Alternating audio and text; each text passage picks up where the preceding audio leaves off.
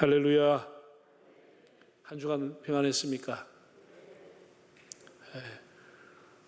온라인으로 예배 드리시는 분들에게도 주님의 은혜가 임하시기를 바랍니다. 지금 연일 33도가 웃도는 낮 시간의 더위, 밤에도 상당히 열대야 이렇게 계속되고 있습니다. 여러분 밤에 잠 제대로 못 주무시죠?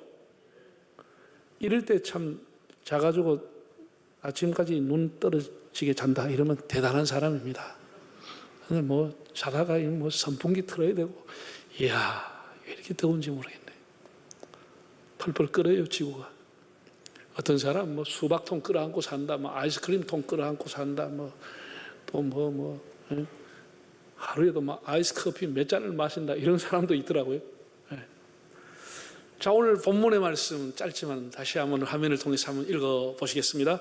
충성된 사자는 그를 보낸 이에게 마치 추수하는 날의 얼음 냉수 같아서 능히 그 주인의 마음을 시원하게 하느니라. 충성된 사람, 충성된 사자, 그를 보낸 이에게 마치 추수하는 날의 얼음 냉수와 같아서 그 주인의 마음, 보내주신 주인의 마음, 하나님의 마음을 시원하게 한다라고 했습니다. 여러분, 이것은 3000년 전의 솔로몬의 지혜입니다. 금언입니다. 3000년 전에 무슨 얼음이 있습니까? 그 중동 지방에, 그 돈 열사의 땅에 뭐가 있겠습니까? 그런데 물론 왕궁에는 눈이나 얼음이 있었다고 생각합니다.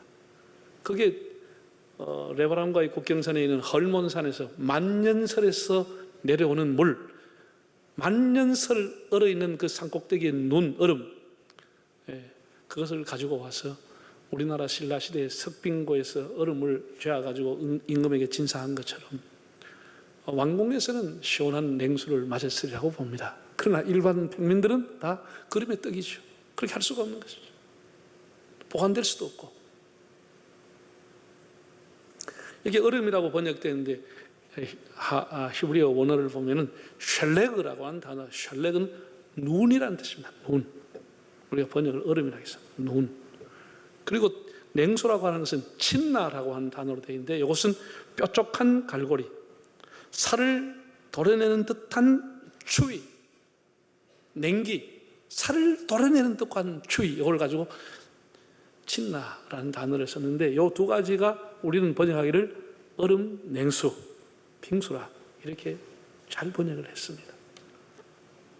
제가 원래 제목을 주기는 더운 날의 얼음 냉수와 같은 사람이다 라고 했다가 이 더운 날이라는 말을 바꾸었습니다. 추수하는 날의 얼음 냉수다. 본문 그대로 사용했습니다.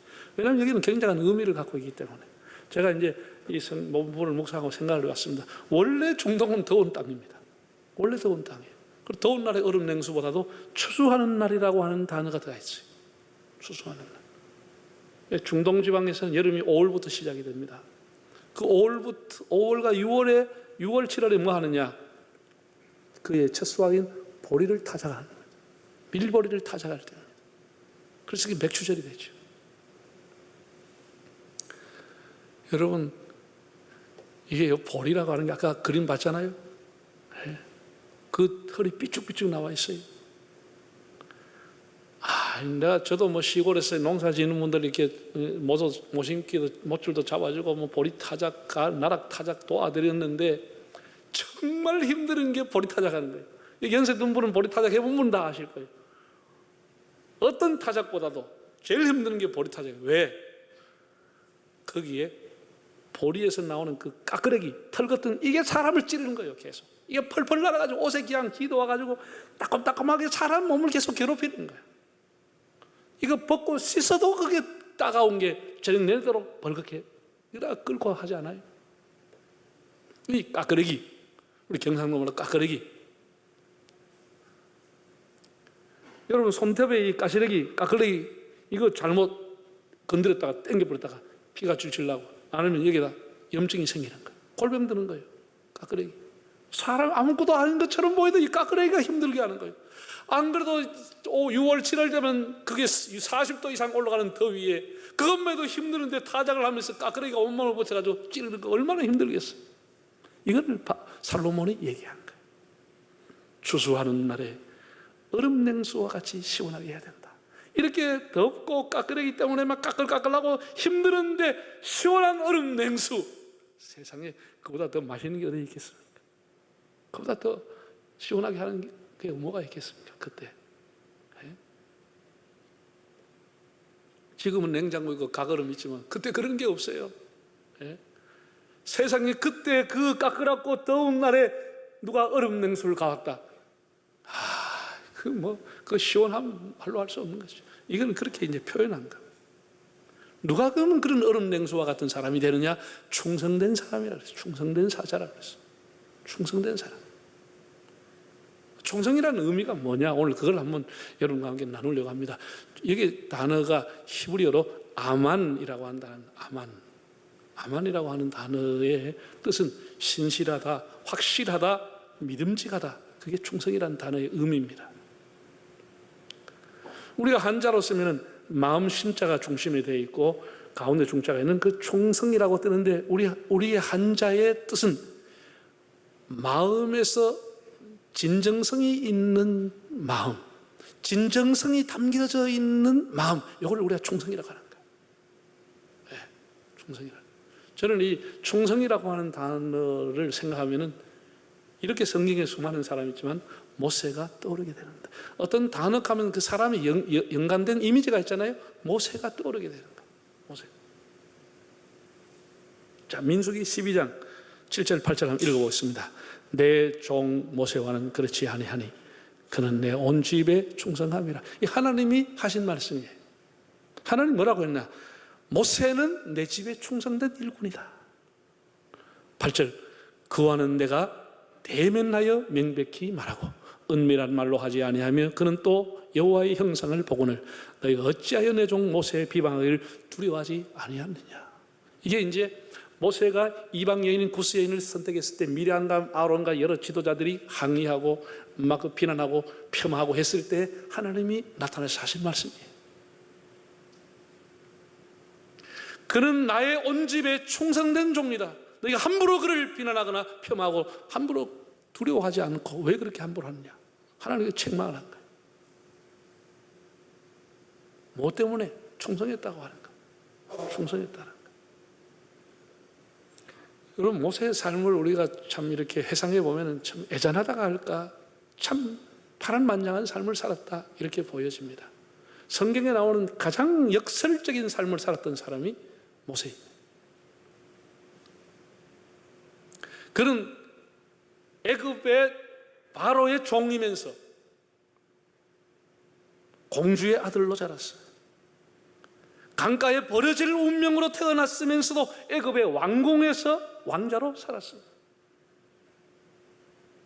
왕궁이라고 하는 대도시에서 40년 교육받고 40년 살았습니다. 그리고 버려진 광야에서 80년을 살았습니다. 정말 그의 삶이 역설입니다. 그 스스로가 하나님 앞에 말하기를 나는 말이 둔한 사람이라고 했습니다. 말이 둔하고 말이 더듬고 말을 조리 있게 하지 못하고 설득력이 없는 사람이지만 하나님과 직접 대화한 사람은 모세밖에 없는 겁니다. 말 잘한다고 하나님하고 대화하는 게 아니에요. 말이 둔하고 입술이 둔하고 설득력이 없지만 하나님하고 직접 대면하고 대화했던 사람은 모세 한 사람밖에 없는 겁니다. 정말 역설이지 않아요? 네? 바로 왕의 총애를 받는 아들이었고 신하였지만 하나님의 사랑받는 아들이요 하나님의 사랑받는 신하가 됐습니다. 역사가 요세푸스는 주전 1520년경에 투투모세 3세가 애굽을 지배할 때 태어났다 이렇게 표현했습니다. 그때 왕의 이름이 뭐냐? 모세가 태어날 때 투투모세 3세였습니다. 투투라고 하는 단어는 애굽의 단어의 의미는 아들이라는 뜻입니다. 모세, 이게 모세라고 하는 것이 아들이라는 뜻이 투투의 아들 3세다. 투투의 아들, 투투의 손자다. 그런 얘기죠. 모세라고 하는 것이 애굽의 단어의 뜻은 뭐냐? 아들이라는 뜻이에요. 아들. 바로의 아들이다. 이런 의미로 공주가 이름 붙여준 거예요. 그런데 히브리 사람의 뜻은 뭐라고요? 건진다. 그런 뜻을 갖고 있는 거예요. 이 두 가지가 다 모세는 안고 살아간 거예요. 왕궁의 바로의 아들이 되면서도 애굽인을 볼 때는, 히브리인을 볼 때는 물에서 건짐을 받은 모세로 살게 된 거예요. 참 역설적인 삶이죠. 우리가 일반적으로 사람을 이렇게 대하는 이미지라 할까? 떠오르는 단어, 연상되는 단어 이런 게 있죠. 예. 우리나라 대통령들 이름 내가 안 되겠습니다. 이름 되면 누구는 독재자, 누구는 이리 다 있잖아요. 얼굴이 딱 떠오르는 사람이 이미지가 있을 거 아니에요? 그것처럼 아브라함이라고 하면 이미지가 뭐죠? 믿음의 뿌리라고 하는 거예요. 믿음의 뿌리, 믿음의 시작 아브라함. 여호수아 갈렙 같은 사람은 한결 같은 사람, 변함없는 사람, 처음이 끝이 되고 끝이 처음이 됐던 사람, 이게 여호수아 갈렙입니다. 굉장히 대단한 사람들이에요. 엘리야 같은 사람은 하늘 문을 열고 닫은 사람, 기도로서. 사무엘 가면 기도가 떠오르게 되죠. 이런 이미지가 다 있습니다. 그러면 모세라고 하는 이미지는 뭐냐? 어떻게 애칭으로 별칭으로 불려지느냐? 성경에 나오는 것을 그대로 표현하면 오늘 민수기도 읽었지만 모세는 하나님을 대면한 자입니다. 하나님을 대면한 자. 그 다음에 신명기 34장을 보면 이런 기록이 나와요. 모세가 죽고 난 이후에는 다시는 모세와 같은 선지자가 일어나지 않았다. 그래서 이 말의 의미는 뭐죠? 다시는 모세와 같은 사람이 없었다고 하는 의미는 모세는 전무후무한 하나님의 종이었다, 그 뜻입니다. 전무후무한 사람이랄까. 모세는 대단한 인물입니다. 예? 또 성경에 보면 이렇게 나와 있어요. 사람들이 막 떠들고 할 때 뭐라고 성경에 나왔냐? 그는 땅에서 가장 온유한 자, 땅에서 가장 온유한 자라고 했어요. 하나님의 집에 충성한 사람, 여호와의 종, 하나하나가 너무나 귀한 별칭입니다. 예? 하나님의 파트너, 하나님의 동력자, 그 동조가 아니고 하나님하고 대면했던 사람, 모세입니다. 왜 하나님이 대면했냐? 충성했다는 것이죠. 모세는 내 집에 충성하는 종이다. 하나님 그렇게 스스로 증언을 했습니다. 여러분, 모세 일대기를 보면은 너무나 약점이나 할까 부족함이 너무 많은 사람입니다. 예. 모세가 40살 됐는데 어떤 일이 났어요? 사람을 돌로 쳐 죽였어요. 살인자가 되고 도망자가 됐어요. 그리고 민수기 12장 좀 전에 우리가 읽어봤지만 미리암과 아론이라고 하는 자기 형제 자매가 자기를 비난할 정도로 이방 여인을 데려왔어요. 이방 여인을 취했어요. 구스 여인. 그가 가나안 땅에 못 들어가는 원인 중에 하나가 뭐예요? 하나님이 반석을 명령하라고 했지만 명령하지 않고 가지고 있던 지팡이를 가지고 두드려 버리는 것이에요. 이런 여러 가지 그런 약점을 가지고 있었습니다. 하나님은 약점이 있다고 사람을 버리는 게 아닙니다. 그렇게 허물이 있고 부족함에도 불구하고 하나님이 그를 끝까지 사용하신 이유는 그가 하나님 앞에 충성된 마음 갖고 있다. 충성된 마음. 이게 굉장히 중요한 겁니다.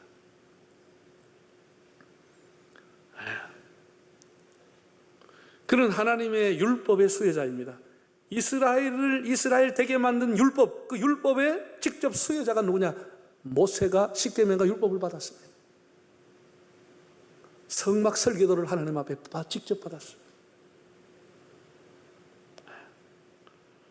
그 400년 종살이를 청산하고 새로운 가나안 땅으로 끌고 가고 새로운 민족의 나라를 세웠던 이스라엘 건국의 아버지 모세입니다.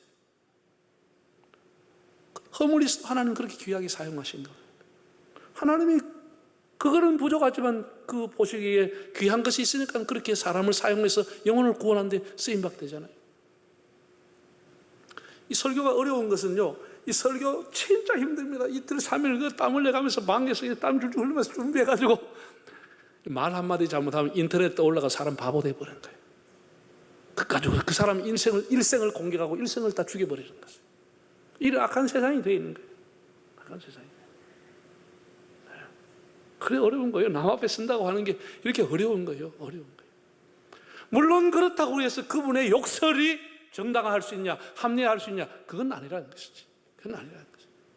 그러나 우리가 사람을 함부로 속단하고 예단해서는 안 된다고 하는 것은 하나님이 그를 쓰시기 때문에 욕할 수 없는 것이죠. 그 사람 때문에 많은 영혼이 돌아오기 때문에. 모세라고 하는 분은 우리가 막 허물이 많고 약점이 많다 하니까 우리하고 비슷한 줄 생각하지, 그렇지 않습니다. 모세는 그럼에도 불구하고 모세 안에 있는 그 탁월함, 40년 동안 왕국에서 자랐던 그 탄탄한 실력, 그 리더십, 하나님 앞에 충성한 그 마음, 그건 어떤 사람도 따라갈 수 없었어요. 그래서 하나님이 그를 끝까지 그 허물이 있음에도 귀하게 사용하시게 되는 겁니다. 모세는 정말 많은 어려움을 당하면서도 하나님 앞에 즐겁게 충성했습니다. 마지못해 한 게 아니고 즐겁게 충성한 거예요. 즐겁게. 네? 여러분, 우리가 살아가면서 세상과만 때려치고 싶은 일이 얼마나 많습니까? 모세가 여러분 성경에 나오는 뭐 출애굽기, 레위기, 민수기 한번 보세요. 신명기. 자고 일나만 엄마가 자고 잘 때 불평하지. 그냥 조직 지어가지고 화당을 만들어 공격하지. 돌 집어 던지지. 예? 다시 애굽으로 가라가지. 얼마나 마음이 괴롭겠습니까? 하루 이틀도 아니고 40년 그런 날을 보내는 거예요. 40년. 모세도 속이 있는 사람인데 얼마나 기가 막히겠어요. 그런데도 그는 하나님 앞에 즐겁게 사명을 감당했다는 거예요. 즐겁게 충성했다는 거예요. 히브리서 11장에 보면 믿음장에 모세에 대한 평가가 이렇게 나와 있습니다.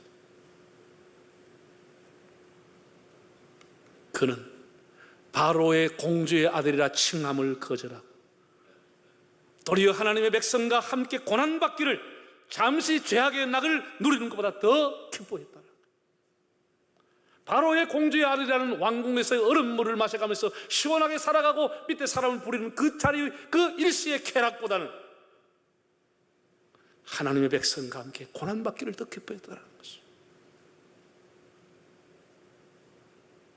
이게 모세가 위대하다고 하는 거예요. 애굽에 있는 모든 보화보다도 그 괴로움과 받는 능력을 즐겁게 감당했다고 성경은 표현하고 있습니다. 이게 위대하다는 거예요. 정말 그렇게 가시처럼 까끌까끌하게 자기를 찌르기도 하고 그 무덥고 그 길이 보이지 않는 캄캄한 곳에서도 하나님 주신 사명 끝까지 감당하며 충성했다는 거예요. 그것도 어떻게 기뻐하며 즐겁게 감당했다는 거예요. 이게 모세가 충성하다는 겁니다. 참 모세가 위대하다고 하는 것은 즐겁게 충성했다는 거예요. 이게 어려운 겁니다. 사실 우리가 충성할 수 있는데 어려우면 즐겁게 하기가 어려운 거예요. 즐겁게 하기가 어려운 거예요. 이게 충성이라는 거예요. 즐겁게 하나님 앞에 사명을 감당했다는 거예요. 여러분 보세요. 우리가 이제 달란트 비유가 있잖아요. 달란트 비유가 있는데 거기에 충성이라는 말이 여러 번 나와요. 5달란트, 2달란트 받은 자에게 예수님이 그 결산한 날 뭐라고 했냐, 주인이 잘하였도다. 착하고 충성된 종아, 네가 작은 일에 충성했으니 많은 것으로 네게 맡기리니 네 주인의 즐거움에 참여할지어다. 이게 주인의 즐거움에 참여하는 말이 나와요. 이게 여사로운 말이 아닙니다. 여러분, 1달란트 받은 자에게 책망이 뭐라고 했죠? 이게 심판이죠. 이를 바깥 어두운데 내가 쫓으라. 그는 슬피 울고 이를 갈미 있으리라. 이게 끝나버리는 것이에요. 쫓아내버리는 것이에요. 슬피 우는 거예요. 즐거움이 없는 거예요. 이 말은 뒤집어하면 어떻게 돼요? 충성이란 게 뭐냐? 주인의 즐거움을 위해 일한 사람, 주인의 즐거움에 참여시키는 거예요. 주인이 즐거워하는 일을 하지 않고 자기의 쾌락을 위해서, 자기의 일락을 위해서, 자기의 평안함을 위해서, 자기 쾌락을 위해 살았던 사람은 바깥에 쫓겨나서 슬피 울게 되는 거예요. 즐거움에 참여할 수가 없게 되는 것이죠. 우리가 하나님 앞에 살아가면서 이렇게 봉사하고 하는 것은 하나님을 기쁘게 하기 위해서 하는 거예요. 하나님을 기쁘시게 하면 그 사람은 반드시 하나님의 즐거움에 참여하게 되는 겁니다. 이게 믿음이라고, 이게 충성이라는 거예요. 충성이라는 거예요. 네? 네. 모세가 위대한 것은 쾌락을 누리는 것, 잠시 누리는 것보다 민족과 함께 고난받기를 즐거워했다라는 거예요. 그래서 하나님 앞에 주신 사명을 따끔따끔하고 힘들지만 감당했다는 거예요. 여러분, 우리가 교회를 섬기면서 교회 안에는 별 사람이 다 아닙니다. 사람의 열을 식혀주는 사람인가 하면 열을 내게 하는 사람도 있습니다. 말 들으면 막 따끔따끔한 말 나고 막 사람 속에서 막 열이 탁 치박해 하는 사람도 있고, 어떤 사람은 말하면 사람이 흥분해서 쫙 가라앉고 용기와 힘을 내주는 그런 사람도 있어요. 없는 교회 안에 있다니까. 교회 안에 다 있다니까. 그럼 우리가 어떻게 해요? 열받으면 체합을 해요? 안 해요? 따끔따끔하고 괴로우면 때려치워요? 교회는 그렇게 할 수 없는 거예요. 하나님 앞에 받은 사명이기 때문에 그렇게 할 수 없는 거예요. 우리 예배를 드린다, 선교한다, 기도한다, 어떤 부서를 맡았다, 봉사한다, 헌금을 한다. 여러분 즐겁게 감당하시기를 바랍니다. 즐겁게. 이것이 하나님 앞에 즐거움에 참여할 수 있는 길인 것이고 그것이 충성이라고 하는 것이에요. 그게 충성이라는 거예요. 그럼 왜 즐거움이 있죠? 우리는 한 가지입니다. 마지막 날 반드시 상 주실 분이 계시다고 하는 것. 반드시 선악간에 심판하실 분이 계시다고 하는 것. 이걸 우리가 믿기 때문인 겁니다. 히브리 11장 6절에 이렇게 말했습니다. 하나님께 나아가는 자는 반드시 그가 계신 것과 그가 자기를 찾는 자들에게 상 주신이심을 믿어야 할지니라. 반드시 상이 있다라는 것. 마지막 날 반드시 결산이 있다라는 것. 모세는 40년 동안 광야에 풍찬 노숙하며 찬바람을 맞았습니다. 찬바람만 맞으면 덜하지요. 따가운 눈총과 따가운 비판을, 원망을 받았습니다. 그러나 그가 즐겁게 한 이유는 한 가지입니다. 노예로 있던 자기 백성이 해방된다고 하는 그 기쁨. 이렇게 천민으로 살고 있던 우리 민족이 하나님의 선택받은 민족이 된다고 하는 것. 그 새로운 땅에 들어가서 약속의 땅에 나라를 세울 수 있다고 하는 그 기대, 그 기쁨. 그 마지막에 환상과 비전과 기쁨을 보면서 모세는 충성했고 그를 보내신 하나님의 마음을 시원하게 하는 종이 됐습니다. 여러분 잠언 10장 26절에 보면 이런 기절이 있습니다. 게으른 자는 그 부리는 사람에게 마치 이의 식초 같고 눈의 연기와 같으리라. 그래서 정말 재미있는 표현이에요. 게으른 사람이 어떤 사람이냐? 이의 식초와 같다 그랬어요. 여러분 입안에 식초 들어가면 어떻게 해요? 신물이 나는 거예요.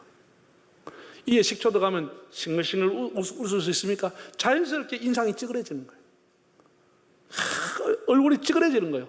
신물이 들어가는데 웃음이 나오지 않아요. 찌그러지는 거예요. 눈에 연기가 들어가면 어떻게 해요? 웃음이 나와요?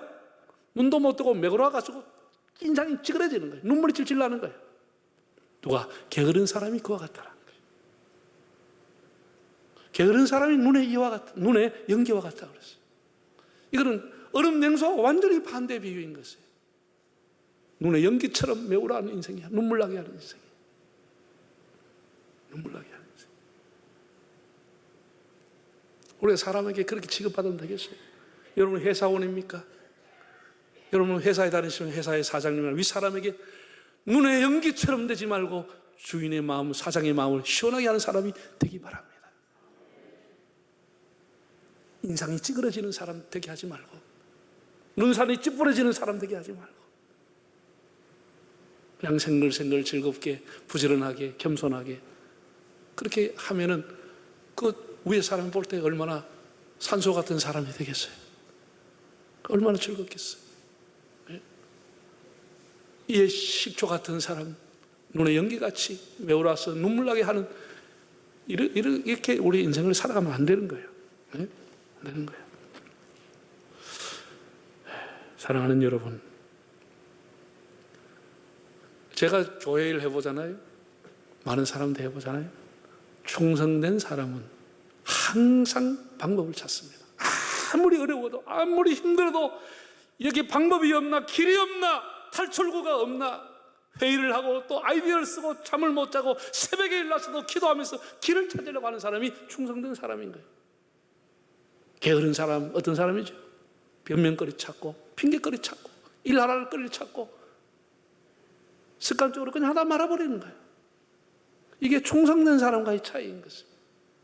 충성된 사람은 항상 깨어있는 거예요. 길을 찾아보자라는 것이지. 왜 길이 없겠느냐는 거예요. 왜 답이 없겠느냐는 것이 이렇게 찾아보는 사람, 이게 충성된 사람이라는 겁니다. 여러분, 우리가 어떻게 살아야 되겠습니까?